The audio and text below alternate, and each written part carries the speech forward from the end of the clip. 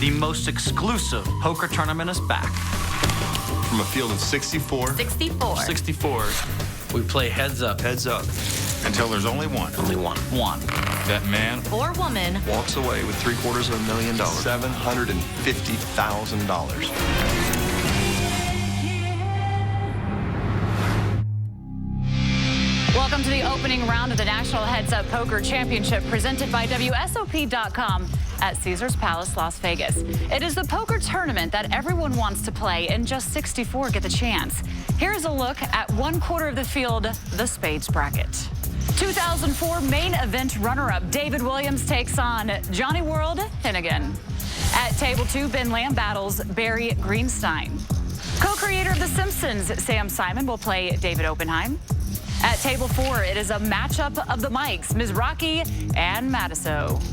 One of the most mysterious internet players, Victor Blom, goes up against Andrew Lucky Chewy Lichtenberger. At table 6, two of the deepest thinkers in the game, Isaac Haxton and Justin Bonomo. Angry John Monette debuts against 2004 main event champ Greg Raymer. And at the featured table, it is a battle of the Phils, Phil Locke and Phil Ivey. All right, Phil Locke, we are going to start with you. You've had a lot of success, played against a lot of the greatest in the games. What are you expecting from Phil Ivey today? What am I expecting? For him to play precise, genius, exacting game of poker that I will do my best against. All right, Phil Ivey, we move on to you. You had some good success in 2008, making it to the semifinals. What is it going to take to make a deep run here? Well, first I got to beat him, so that's going to be pretty tough. And you got to have some luck. All right, good luck, everybody. Let's get the cards in the air. A great way to start the 2013 edition of the National Heads Up Poker Championship. One of the biggest characters in the game in Phil Locke, and the player widely considered to be the greatest in the game, Phil Ivey. Hi, everybody. Matt Vasgersian along with Ali Najad. From 64 players down to a champion. Heads up is a very different form of poker than what people play at their kitchen table. So, Ali, what are some of the things viewers should be looking for? Well, in contrast to playing in a ring game, you're going to be playing a much wider range of hands, taking risks early in the action, and putting a lot of pressure on your opponent. A lot of raising and re-raising. Ace-Queen for Phil Locke, and he will raise to 600. Ace-Queen works in a ring game as well, of course. Suited 10-5 for Phil Ivey. Suited 10-5, a hand you could easily muck to a raise in a ring game, but here Phil Ivey is going to 3-bet Phil Locke, taking control away from Phil. Ivey not afraid to play pots out of position. Locke calls, and Ivey pairs his 5 on the flop. Ivey's got the lead in the hand. But whether or not he paired this 5, he would be betting this particular flop. And Locke has the nut no pair, but he's going to lay it down. He has to worry not only about calling this bet on the flop, but possibly a bet on the turn as well. Let's move over to table 4. 150 what? 150 and 3. Wow, that's fast. Michael Mizrachi on the left, Mike Matiso on the right. Good friends off the felt. 15 minutes. Both teachers at the same instructional poker site. This might not last 15 minutes. Sure might not. Oh, that guy. 9-5 offsuit for Mizrachi. Calls 3. Grinder mentioning that this match may finish early. Both of these guys not afraid to get their chips in. Mikey. Flop comes Trey King Jack. How much? 300 to bet. Both players with the type of hands Matiso would describe as napkins. I had it. You want to play must show? I never have anything. Mizrachi's flop bet gives him the pot. I feel like I'm gonna win, Mike. I feel like Mike's going to win. I feel like Mike's gonna win. I do. Mike Matiso bearing an uncanny resemblance to SNL's Bobby Moynihan. Waiting him to break out some drunk uncle. Queen Jack for him, and he'll raise to 600. Raise 600. 600. Suited King 7 from Mizrachi. Call 600. Good enough for a call. Both playable hands, certainly. Flop comes 6 Queen Deuce, a pair of queens for Check. Matiso. Check. Great flop for Mike. No question he'll fire a bet. After Mizrachi checks, Matiso bets 600. And Mizrachi calls. Now, this call does seem a little suspect, but King High could very well be good given the range of hands that Mike would be raising on the button. Turns an 8 of spades. Mizrachi checks. Why so much? Mataso bets 2,000. 2,000. Because the 6 ain't no good. I got to get rid of you. 2,000 into a pot of 2,400 is pretty big. So the grinder lays down, and Mataso wins the pot. Who's Chris rooting for? Chris, the CEO of their mutual sponsor. I'm going to tell you right now. I got an email. Chris says, good luck, Grinder. Hope you make it to tomorrow. No, I'm kidding. I got one he said the same thing to me. Each player in the first round starts with 25,000 in chips. Blinds start at 150 and 300, but they move quickly to encourage action. The game is No Limit Texas Hold'em, a form of poker that continues to be popular all over the world. 3 chips in play, 25, 100, and the white and purple are worth 500. It is a loaded spades bracket. 9 WSOP bracelet winners, high-stakes cash game players, and internet stars. And aside from our featured tables, Ali, what matchup should we keep an eye on? Well, that's an easy one. Victor Blom and Andrew Lichtenberger. For all of Victor's mysteriousness, we know one thing about him. He's off the charts aggressive. Chewy, meanwhile, well, he's more like a friendly Ewok in a hoodie. Okay, no Star Wars comps at this table. Phil Locke, Phil Ivey, and Phil Ivey with suited connectors, 8-7 of clubs. Locke also suited in clubs. He will call. Flop. 6 Jack, Jack, a pair of jacks, and a club. Ivey's got position and control. Locke is checked, and Ivey bets 1,200. Locke folds. Ivey turning the lesser of the 2 starting hands into a winner yet again. Back to Mizrachi and Mataso. You're his whipping boy now. He don't need me. He pulls out that whip and says, "Come on, Grinder, bring it on." Saloon poker. Suited King 7 from Mizrachi. Let's change it up. 650. And he'll raise to 650. Mataso also suited Jack 5 of hearts.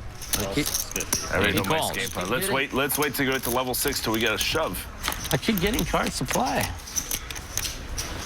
Flop is deuce 8-4. Check. Check. It's good. Check to the turn. A little surprised to see Grinder not continuation bet. He may not have liked the texture on the board. Pair of jacks for Mataso. Flush draw from Mizrachi. Check raise to 2,000. A min check raise. Now it's 1,000 to call for a shot at 4,300 for Grinder, and he's certainly not going anywhere. I think he might have a diamond draw. I might have a diamond. Put a diamond in. River card is an ace of clubs. The mouth certainly knows his opponent. Mataso checks. He checks. He just doesn't know what to do yet. I'll check. Jack 10. And Mataso's jacks will take down the pot. Mouth may be laughing now. He needs a diamond. Don't give him a diamond. Diamond would have sucked. He may not have liked it much if Grinder bet the river, though, with that ace out there. Mikey still know how to play a little poker. Just like riding a bike. Mike Mataso's kept a low poker profile of late, but he's off to a good start in round 1. 64 of the top players in the world are in Vegas for the National Heads Up Poker Championship.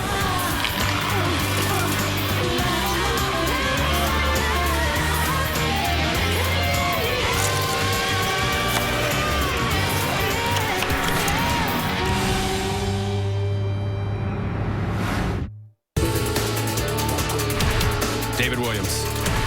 John Hennigan. Ben Lamb. Barry Greenstein. Sam Simon. David Oppenheim. Michael the Grinder Mizrachi. Mike the Mouth Mataso. Victor Blom. Andrew Lichtenberger. Ike Haxton. Justin Bonomo. John Monette. Greg Fossilman Raymer. Phil Locke. Phil Ivey. In an event with so many tough players, there are bound to be high-profile matchups. Phil Locke and Phil Ivey certainly fit in that category. Back in 2009, Ivey defeated Jennifer Tilly. Today, he tries to knock off Tilly's other half in Phil Locke. Phil Locke is very focused on being disciplined. As we know, he's had some antics in the past. He's looking to keep his alter ego, the Cherry Bomber, in check. And as he puts it, no sputastic moves. Now, Ivey might have a little bit of a chip on his shoulder here in this event. He's been eliminated in the first round 4 times and has only made the money once in 7 appearances. He said he's not going to be fooled by lax shenanigans, and he's calling him a solid player. A little bit of respect there. Phil's game plan, however, I just played. I like Ivy through. Phil Ivey with a slight chip advantage here in their first round matchup. Suited queen tray for Locke. I almost played a... Oh! No way. Dodging bullets. By the way, that hand is completely... I would have played it four-handed for a raise if it was a cash game, but I'm like, heads up right here. I don't even know. It was like one of those. You can easily fold. There's a whole branch of cards you can just fold, and it's not an error. That gum's starting to get a workout. We'll take a look. Over to table one now, where 2004 main event runner-up David Williams on the left is all in and facing elimination against cash game player Johnny World Hennigan. Williams has an 85% chance to double up here. Happy to have the chips all in with ace-queen against king-queen. That's a king. Oh, Hennigan hits one of his 3 outs. Ouch. Should have mounted too. The old 3-outer. Now Williams needs to catch an ace or a 10. 7-outer. Hennigan has taken the lead. Here's the river. And it's a 3, John Hennigan. River's a 3 of spades, and John Hennigan is moving on to the round of 32. Well, I hope David kept the tags on that expensive-looking vest, because he's certainly still inside the return policy window. You are cold, my friend. The good thing about folding is you limit your losses to that amount. Whatever was in front of you, that's it. That's the end of the hand. It can't be one of those spin-off things. Well, I lost the match because I played that hand. You know, I need to sign you. What am I thinking about? This is like some expert teaching. Blinds at 150 and 300. You gotta have the the successful court gesture in the corner, you know. The unsolicited tutorial continues. Ace-10 suited for Ivy. You gotta love Locke's childlike enthusiasm for poker. Will it ever wane? 2 interesting hands to start this. And the flop. 10-4-9. Ivy pairs is 10. Great flop for Ivy. Locke facing 2 overcards and a bet of 1,200 on the flop. And Locke calls it. He knows Ivy could have just about any 2 here. And with the board pairing on the turn, Matt, that's actually troublesome for the 2-8s. It makes him look that much better. You see Locke checking once more over to Ivy. Ivy bet 2,500. Locke calls it. And the river, jack of clubs. That's a really bad card for 2-8s. Most straight draws have either paired the jack or gotten there. Ivy bets 6,000. 6,000. 2/3 of the pot. Tough to imagine anything other than a busted flush that 2-8s are good against here. Locke makes the call. And Phil Ivey takes down a nice pot. Locke dusts off a good chunk of his stack. Phil Ivey taking a 3-1 chip advantage. Ho hum.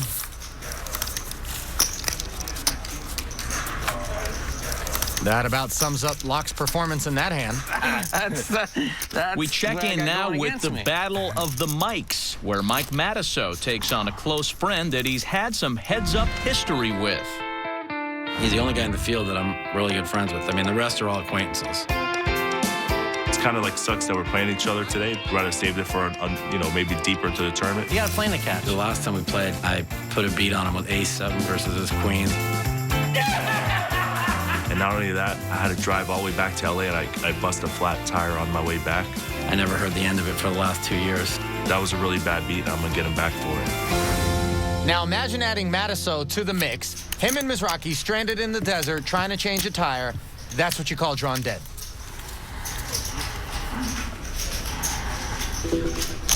Matusow with 8-6. Do something stupid. Raises to 600. 6-4 suited for the grinder. He'll call. Couple of ragged-looking hands. And on the flop, Matusow flops a straight. Not ragged for long. The joint for Matusow, and Mizrachi leading right into him with bottom pair and the open-ended straight draw. Matusow wasting no time pumping it up. And if grinder, of course, not going anywhere.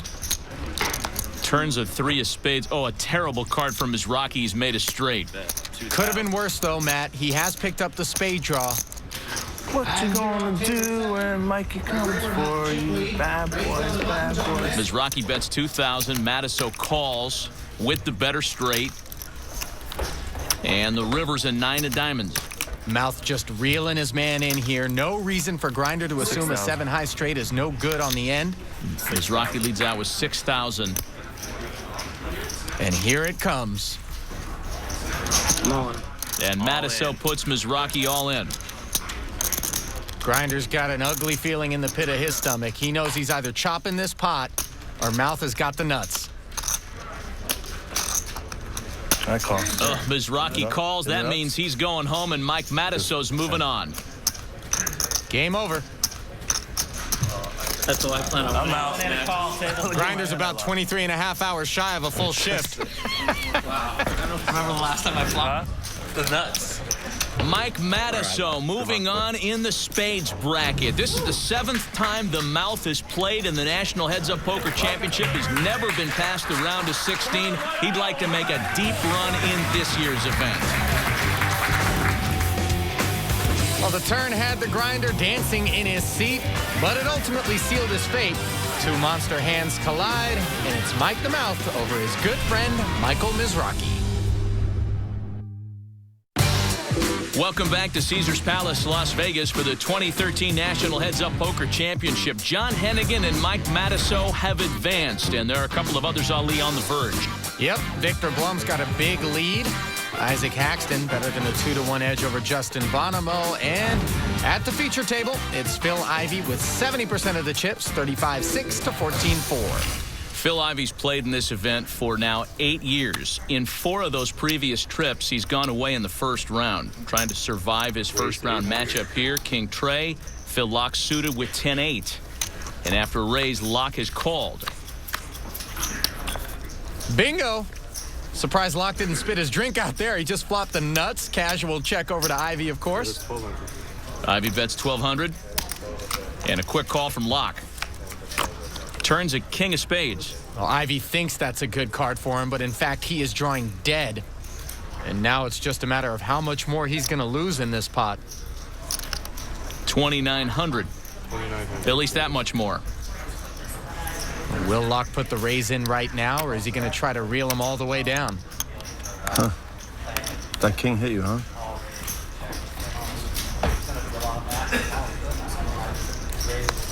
Full Hollywood mode engaged. He just calls. I have a real hand, sir. You think? So I'm allowed to tell him that, right? See whatever you want. River's a 10 of spades. Check. I had check. the nuts, and then a very strong hand. And Phil Lock's going to take down a nice pot. I told him I had a real hand and everything. Right? And sometimes tell them that. They go for one more bet. Ivey amused with Lock's performance. Julie is standing by with Mike Matusow and Mike Mizrachi. Well, a battle of the mics. We know one was going to come out victorious from this one.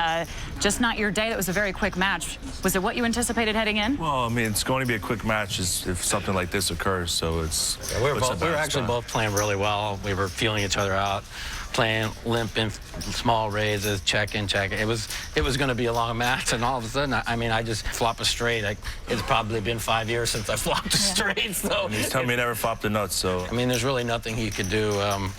It is my day. Maybe it's my turn. Who knows? All right. Well, congratulations to you and short day.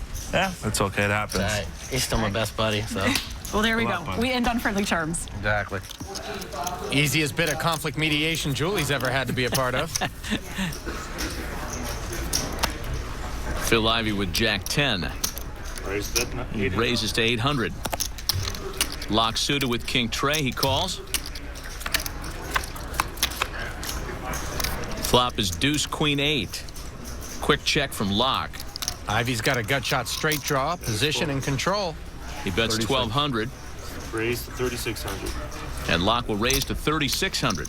What he's trying to do is take advantage of his passive table image to represent a big hand and take this pot. But Ivey's going to take a card with the gut shot. Ivey called the 2,400. And the turn pairs trays for Lock. Lock improving his hand, but he's going to check it over to Ivey. A bet would probably take this pot right here. Ivey happy to take a free card. And the river's a jack of diamonds. Ivey catches the jack for a better hand. That's a bad card for Phil Lock. He already abandoned ship on the turn. Not going to climb back on board now as you see him check. Ivey looks like he's going to value bet this thing. He bets 4,000. There's 4,000. You can see it all over Phil Lock's face. He's not happy with the way he played this hand. Given how passive Locke had played to this point, he expected Ivy to go away when he played back at him. Why don't I have 9-10 of spades here? That would be so sweet. Locke folds, and that means Phil Ivey now enjoys a better than 2-to-1 chip advantage. And we'll take a look. Over at an outer table now, Justin Bonomo flopped a straight and got all in against Ike Haxton. Bonomo not done with his double up yet. 11 outs to fade. Any heart, any queen, and Haxton's got the best hand. Here's the turn. That's the royal blocker, though. That's bad for me. Turns a king of diamonds. Add 4 outs to Haxton's arsenal. Full house. 10 or a king and give him a full house. Here's the river. Can Bonomo fade 15 outs? Yes, he can. River cards a 7 of diamonds, and Bonomo's doubled up. And take the lead in this match. Look of disappointment on Haxton's face. He not only lost that pot, but the chip lead as well. Justin Bonomo's straight holds up. He now holds a 3-to-1 chip advantage over one of the internet's best. More from Caesars coming up. If I could play against anybody in the history of the world, Gandhi. Oh, it would be nice to meet one of the philosophers from way back. Someone who's a spiritual leader. Maurice Richard. I would love to play Nelson Mandela. Probably one of the best hockey players that ever played with a Montreal Canadian. I think I would pick President Obama. Barack Obama. Albert Einstein. Michael Jackson. Yeah, I'm totally single right now, so it would probably be Ryan Gosling. My fiance Erica. My 7-year-old stepdaughter. Mike Matisov. Because she doesn't know how to play poker, and I always win. Stu Younger would be my pick. Stu Unger. It would have to be Stu Unger for my money. I would like to play against Chip Reese. Chip Reese. It would be Phil Ivey. I would love to play Phil Ivey. Phil Ivey. Phil Ivey. Phil Ivey. Phil Ivey is the person you'd ever want to play unless you're playing for money. Well, the good news for the guys who pick Phil Ivey is you still got a shot to play him. The bad news is he generally doesn't play for anything but money. And a lot of it. Like 9-6 deuce flop, then a queen, and Phil Ivey currently holding an almost 3-to-1 chip advantage over Phil Locke. Suited connectors for Locke, and he'll call 200. Pair of 7s for Ivey. Hadn't seen Locke limp the button. Ivey puts in a raise, and Locke quickly re-raises. Limp 3-betting with 7-8 suited. 1,000 more total. 1,400 on bet. 3,000. Phil Ivey. Oh, and this is bad news for Locke. Ivey just put them all in. Locke has just 8 high right now. 60. Okay. Locke will call. Call in, call. Let's see the hands, guys. Locke still had over 20 big blinds. He certainly didn't have to make this call. He wasn't pot committed. And he almost never has the best hand. The key blocker. I got a blocker card. 7-8 of hearts. Locke felt flustered all match long, and this certainly has a desperate air to it. Flop is ace, ace 5. King would be good. Phil Locke's looking for an 8. Locke needs an 8. King 8. It's pretty hard for me to win. No such luck on the turn, deuce of clubs. 3 outs. Anything but an 8, and Phil Locke is going home. 3 8s remaining for Phil Locke. 7% is not what you want to see in your corner. 4 of spades on the river, and that means Phil Ivey advances to the round of 32.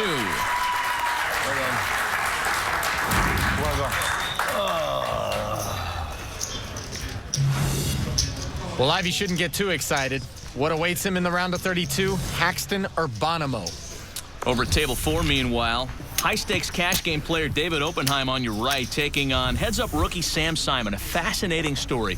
A writer for Cheers, he developed The Simpsons, director, producer. He's managed boxers, featured on 60 Minutes, and he's suited with ace-queen here. 1,200. He'll raise to 1,200. Oppenheim may not have any Emmys, but from the looks of that hoodie, he's got a few spending records on Melrose Boulevard. Re-raise. Pair of 10s, he will re-raise. Re-raise. 2,100 on top. 3,300 total. 3,300. That's got Simon's attention. Sam Simon calls, and we'll see a flop here. Simon would do well not to play too much post-flop poker with David Oppenheim. 7-7 tray. Generally, when you feel that your opponent is better, it's best to try to get the money in pre-flop. And ace-queen suited wouldn't have been an awful time to do that. It's a great flop for Oppenheim's tens. And he bets 3,400. Now what do you do with ace-queen? Raise. I guess you raise.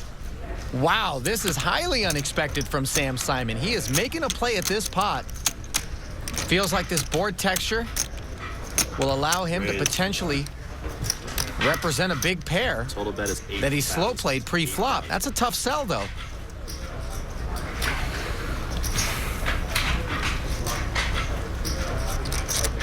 And Oppenheim calls. You know, you saw Sam Simon with his hands up over his face like that. A lot of times that's indicative of a player who's hoping. Turns a jack of diamonds. Little help for Simon on the diamond. Check. Oppenheim with a quick check. Around the turn. Will Sam Simon follow through? Check. Check. Simon checks. And the river. Ace of spades. And Sam Simon has made the best hand. Well, he can value bet it now. Oppenheim checking over to him. And he's content to just roll over ace-queen. Wow. Must have had Oppenheim on ace-king, maybe ace-jack.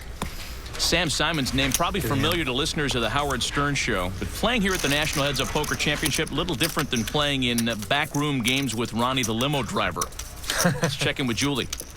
Phil, tell us a little about the decision there to call all in. Oh, well, it was 1 unit to collect 2. I mean, I'm only dead if he has 9s or higher. If he has ace-king or ace-queen, then it's a trivial call. It was tough because earlier on he was just drilling me. I didn't know if he had hands or if he was c-betting me like to oblivion, but he basically had caught a lot of cards. The chips are over there now. All right, Phil Ivey, let's move over to you. Was it more about the cards today, or is it just how you played? Yeah, well, I got hit with the deck. I mean, I had aces twice. I had a bunch of pairs, and it's pretty easy to play when you get, a lot of cards. All right, congratulations, and good luck as you play on. Thank you. Thank you, gentlemen. Well done, kid. Oh, hey, bud. Oh, it hurts. We head back over to Ike Haxton and Justin Bonomo's match. Haxton all in, covered, and behind pre-flop. Not the no-limit hold'em trifecta he's looking for. Certainly not. Haxton had the lead in this match at one point, and he is dominated heading to the flop here. Flop comes Trey, Queen, Trey. This will be a split pot over half the time. You're still hoping for the wheel? That's way too greedy. You just hope for the queen at this point. Deuce. Here's the turn. Way too greedy. Deuce. Turn is a 9 of hearts. That means the river is moot, and Justin Bonomo is moving on to the round of 32. It was unfortunate that these two young talents had to face each other so early in the tournament. Both of them very capable of making a deep run, and now Bonomo gets to face Phil Ivey. Doesn't get any easier. To another possible knockout moment, 2004 main event champ Greg Fosselman Raymer trailing John Bennett in their match, but Raymer looking good to double up. Especially after that turn card. It's supposed to be a diamond either way. All right, we'll double up without an ace or a 10. All Raymer needs to do is dodge an ace or a 10 to double up and stay alive. And the river. And it's an ace. Ace! Is on around 2. Ouch. Greg Raymer with some bad luck on the river, and John Monette is moving on in the tournament. He picks up a W in his first career heads-up match, and don't feel too bad. Luck is part of it. Eliminations coming quickly. Phil fell to Phil. Bonomo slipped by Ike Haxton, and Greg Raymer made a first-round exit. More from Caesars is next. Welcome back to the National Heads Up Poker Championship. The players in the spades bracket came ready to play. John Hennigan advanced over David Williams. Mike Matusow thinks this might be his year, and he started with a win over Michael Mizrachi. Justin Bonomo and Isaac Haxton collided, and it is Bonomo who is moving on. Angry John Monette had to be happy about the river card as he defeated Greg Raymer. In a battle of the Phils, Ivey took down Locke, advancing to the second round for the third time in the last 4 years of the event. We have got a new feature table now. Two young talents, Victor Blom and Andrew Lichtenberger. Young indeed, Ali. 22-year-old Victor Blom on the left, 25-year-old Andrew Lichtenberger on the right. This is a matchup you told us you were looking forward to. Yeah, Victor Blom is a guy who took the internet by storm. People had no idea who he was. Young Swedish pro coming in and playing some of the largest games ever. He very famously lost $4 million in one session online. But he built it up. Whatever, $4 million is whatever, nothing. No big deal. 7-4 off suit for Lichtenberger. He'll raise to 1,300.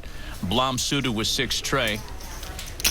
Re-raise. He re-raises. Raise to 3,600. These are not the sorts of hands you expect to see with all this action. But this is true to form. Victor Blom at his finest. Another re-raise. Well, Lichtenberger taking a page out of Victor's book. Over 62. They try to beat him at his own game. Barry with about a 34-16 lead. Only 2,600 more for Victor to call. I call. And he will call. Pot up over 12,000. We haven't even seen a flop yet. Here is the flop. 5-4 ace. Open-ended straight draw for Victor, who checks it over to Andrew. Andrew has bottom pair, but he's going to try to represent the ace here. He bets 2,100. I'm all in. And Victor moves all in. All in. No shortage of gamble in that seat. Almost impossible for Andrew to call. And that big raise will force Lichtenberger to lay down the better hand. You know, poker is always evolving, and some of the younger players out there have been at the forefront of that evolution, and this is an example. It's creativity. Elsewhere, a possible upset in the making as Sam Simon is added to his chip lead against David Oppenheim. Oppenheim suited ace-8. He might be feeling the pressure. Doesn't want to be ousted by amateur Sam Simon here. Or anybody, for that matter. Put in a raise to 1,500. 1,500. Oh, and Simon's got him dominated pre-flop. Is he just going to call, or is he going to 3-bet?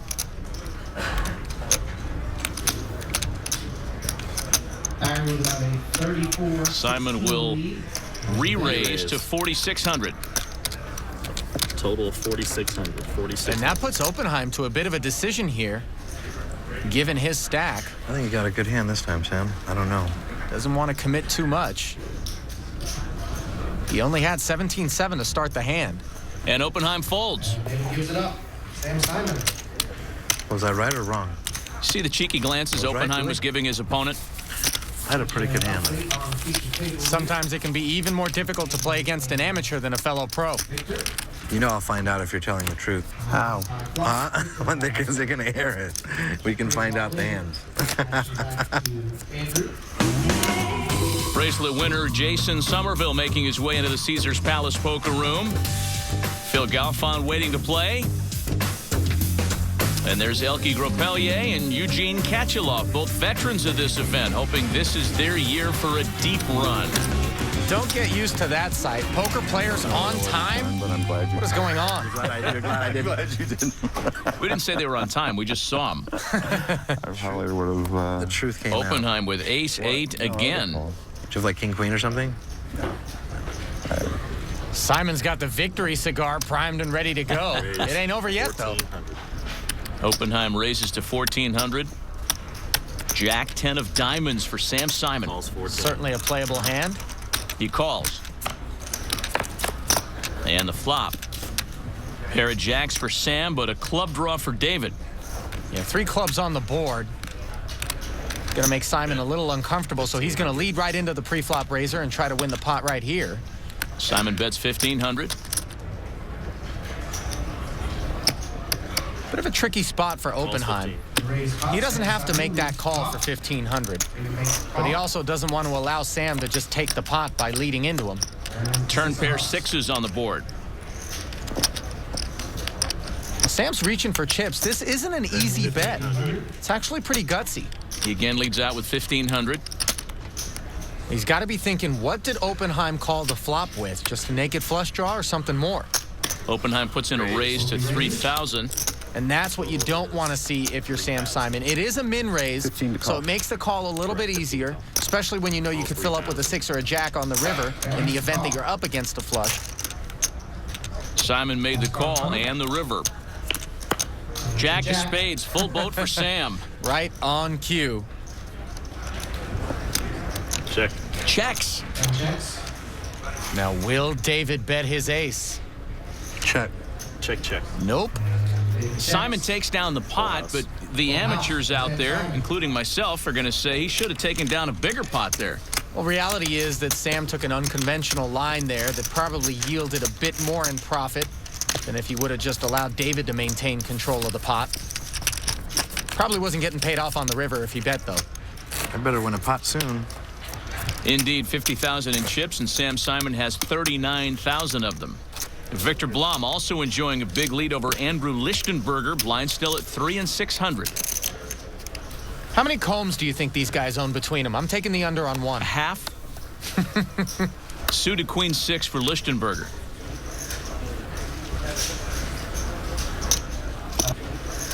He'll call 300. Short stacked. Blom ace jack.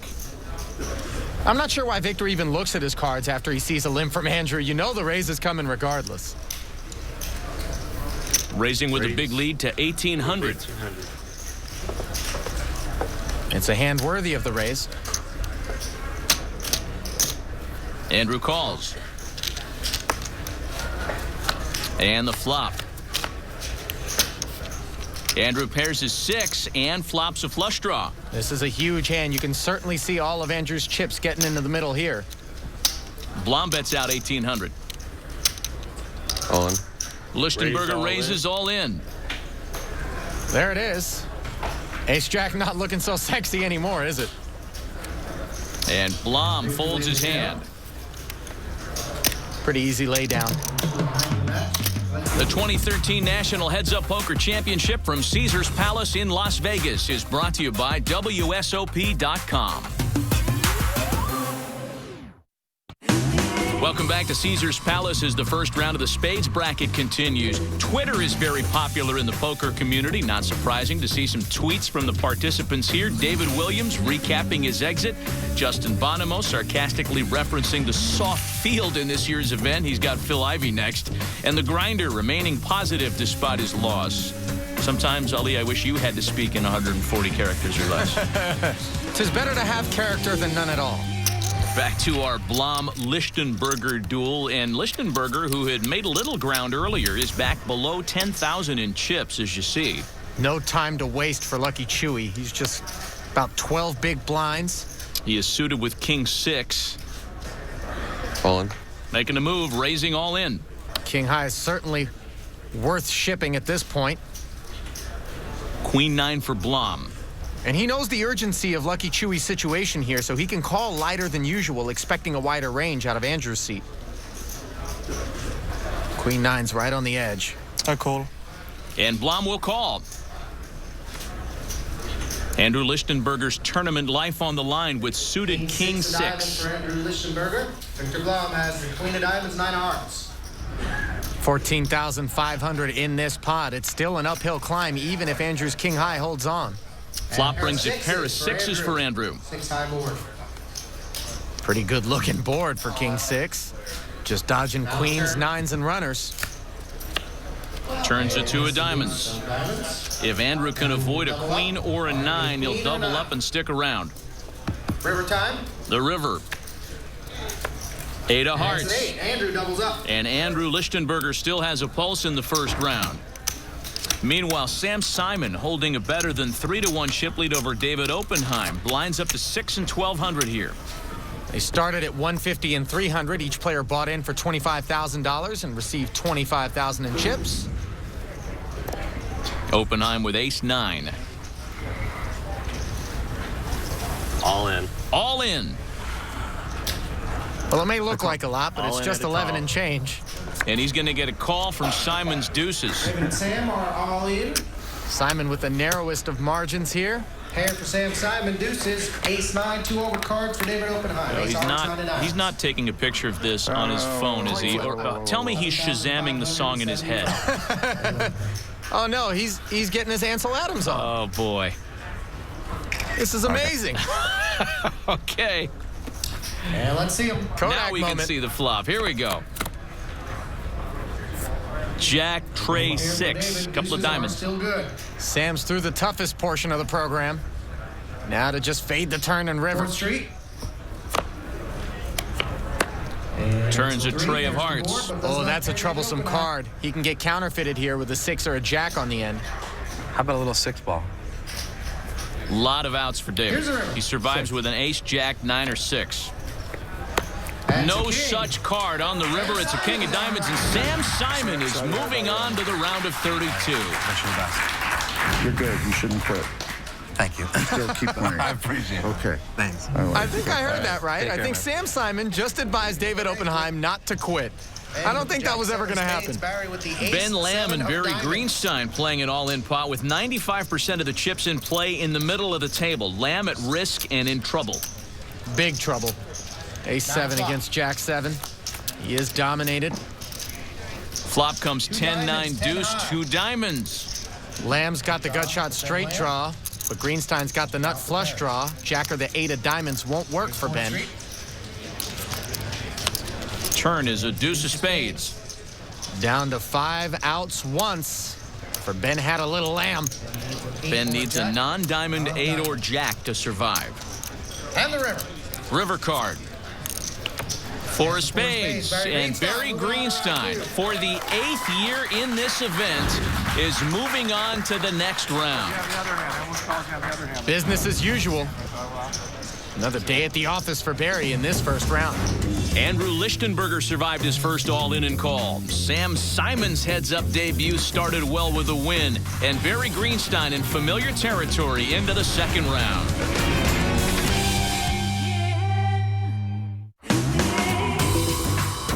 Welcome back to the National Heads Up Poker Championship. The first round of the Spades bracket is drawing to a close as just one table remains. 7 players have already advanced. John Hennigan, Mike Matusow, Phil Ivey, Justin Bonomo, John Monette, Sam Simon, and Barry Greenstein also moving on the 8th consecutive time that he has won his first round match. Right now, Victor Blom and Andrew Lichtenberger looking to secure the final Spades bracket spot in the second round. And all-in pre-flop. Lichtenberger now facing elimination. The good news is he's got a pair. The bad news is Blom has 2 overcards and is only a slight underdog. An underdog no longer as he binks the jack right away on the flop. Chewy in a world of hurt now. Only 2 outs for him. Now the turn. The turn, a 4 of diamonds. Lichtenberger still looking for a 9. 5% shot to stay alive. It's happened before. And it's a deuce. It will not happen this time. Victor Blom moves on in the tournament. And there's somebody who's not too happy to hear that, and that is Victor's next round opponent, Mike Matusow. Yo, Victor. Hey, good game.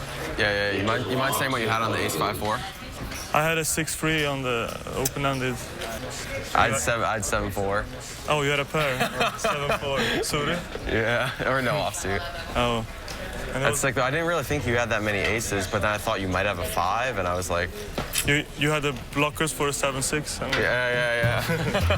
That'll be a funny hand when it airs. So Victor Blom is the last to advance from the Spades bracket, joining 7 others. Ali, what second-round matchup catches your eye? You got to take Ivey and Bonomo, 2 very contrasting styles. Ivey with a ton of table presence and confidence. Bonomo, one of the deepest thinkers in the field. Bring it on. Stop trying so hard. Just like riding a bike. Some expert teaching. Yeah. Mikey. I've had enough of being pushed around. The old 7 out. Nuts. For Ali Najad and Julie Donaldson, Matt Vasgersian saying so long from Caesars Palace, Las Vegas. You've been watching the National Heads Up Poker Championship presented by WSOP.com.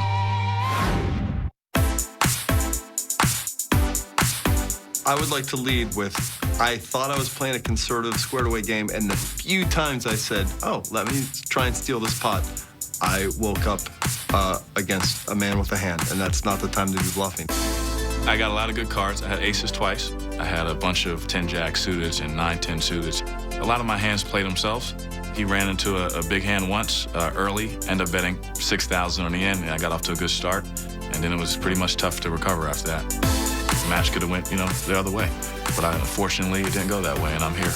And I won the match. He did win the match. It hurts. It just went like this with my chip stack, and it hurt terribly. And Now I'm no longer in great pain, but I was in great pain when it was all over.